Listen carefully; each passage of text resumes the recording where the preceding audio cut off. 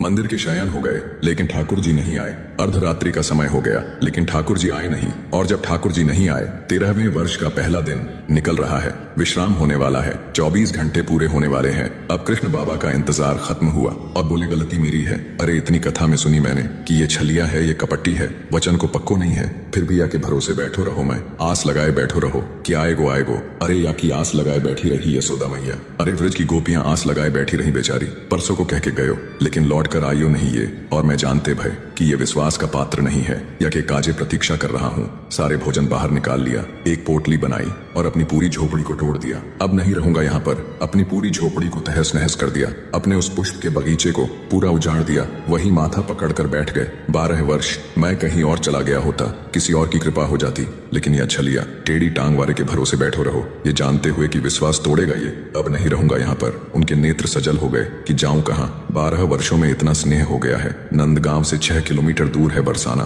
कृष्ण बाबा सोचे कि 12 साल नंदगांव में रह के देख लिया, 12 दिन बरसाने में रह के और देख ले, क्या पता किशोरी जी कृपा कर दे। जैसे ही बरसाने की रास्ते को जाने लगे, तभी कुछ दूर पर असंख्य गायों का झुंड आने लगा। बाबा बोले, इतनी आधी रात हो गई है, कौन की गाय आ रही है? और गैया चलती जा रही है, चलती जा रही है। 1 मिनट हो गए, 20 मिनट हो गए, 1 घंटे हो गए, गैया खत्म ही नहीं हो रही है। बाबा सोच में पड़ गए कि इतनी गैया, अरे भैया गैया आ रही है कि सुनामी आ रही है। इतने में ही एक ग्वारियां बढ़िया छड़ी पर दोनों हाथ डालकर आ रहा है। ओ भैया ग्वारियां सुनियो जरा, कौन की गैया है ये? बोले, ये तो नंद भवन की गैया है। इतनी रात को? हाँ, पूरे दिन चल रही थी। पूरी 9 लाख है गैया। कृष्ण बाबा बोले, अच्छा कब तक निकलेगी ये? बाबा अभी तो 2-4 घंटा लग जाएगा। 9 लाख है, यही बैठ जाओ थोड़ी देर। बाबा वहीं बैठ गए। बोले, हमने तो सुबह से कछू खायो भी नहीं। ग्वारियां बोलो कि बाबा इस पोटली से देसी घी की सुगंध आ रही है, इसको खोल लो, थोड़ी तुम पाले हो और थोड़ी हम भी पाले। बाबा ने पोटली खोली और ग्वारियां से बोले, ये ले तुम भी पालो। बाबा मेरे हाथ में गोबर लगो है, तुम ही अपने हाथ से ही पवा दो। बाबा बोले, तू भी नंदगांव का होगो। एक यानी 12 बरस सेवा कराई